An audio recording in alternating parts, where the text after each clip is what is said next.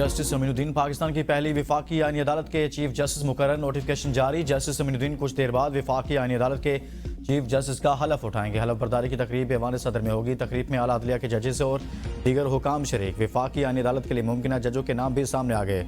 Justice Aamir Farooq, justice बाकिर Najafi, justice के आगा, justice रोजी Khan, justice Hasan Rizvi और जस्टिस शकील अहमद वफाकी आईनी अदालत के जजों की लिस्ट में शामिल।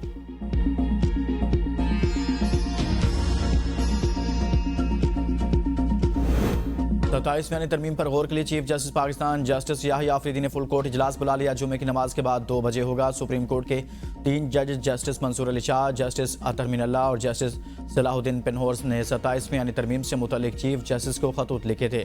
चीफ जस्टिस पाकिस्तान आज जस्टिस अमीनुद्दीन खान के एजाज़ में इशाया देंगे। जस्टिस अमीनुद्दीन 20 नवंबर को अपने ओहदे से रिटायर हो रहे हैं।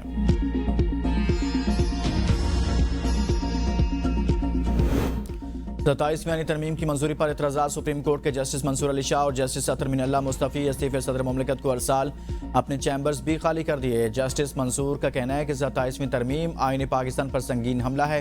तरमीम ने सुप्रीम कोर्ट को टुकड़े टुकड़े कर दिया। अदलिया को हुकूमत के मातहत बना दिया गया। जमहूरियत की रूह पर कारी ज़रब लगाई गई। इंसाफ आम आदमी से दूर हो गया।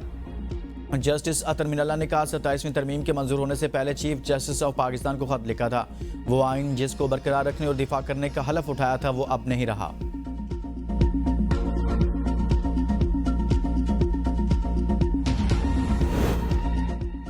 जस्टिस मंसूर और जस्टिस अतर मिनल्ला का खास सियासी तकरीर है। वज़ीर आज़म के मामले खसूसी राना सनाउल्लाह कहते हैं हमारा मौक़िफ़ साबित हो गया। दोनों जजेस का सियासी और ज़ाती एजेंडा था।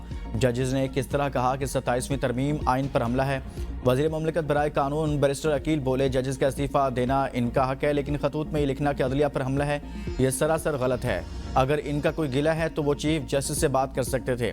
वज़ीर इत्तलात पंजाब हस्मा बुखारी ने कहा मुनसफ़ का कलम कानून और आइन की अमानत होता है, लोगों का नहीं। कमाल है अभी तक इनकी गलतफहमी बरकरार है, इसीलिए इनको सियासी जज कहा जाता था।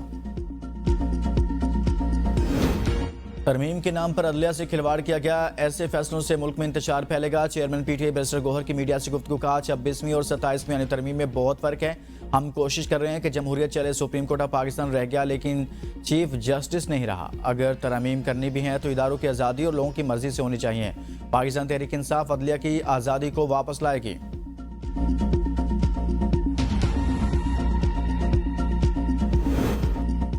आर्मी एक्ट तरमीमी बिल मंजूरी के लिए आज सेनेट में पेश होगा। इजलास थोड़ी देर में शुरू होगा। एजेंडा जारी। पाकिस्तान एयरफोर्स एक्ट तरमीमी बिल और पाकिस्तान नेवी ऑर्डिनेंस तरमीमी बिल भी मंजूरी के लिए पेश किए जाएंगे। Supreme court practice and procedure तरमीमी बिल पेश किए जाएंगे। ये तमाम बिल कौमी असम्बली से मंजूरी के बाद सेनेट में पेश किए जा रहे हैं।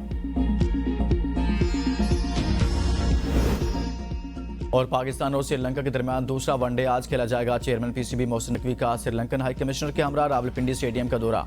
मेहमान टीम के खिलाड़ियों से मुलाकात। सिक्योरिटी इंतजामात का जायजा लिया। सिक्योरिटी एहलकारों को जाफशानी से फ़राइज़ अंजाम देने की तलकीन।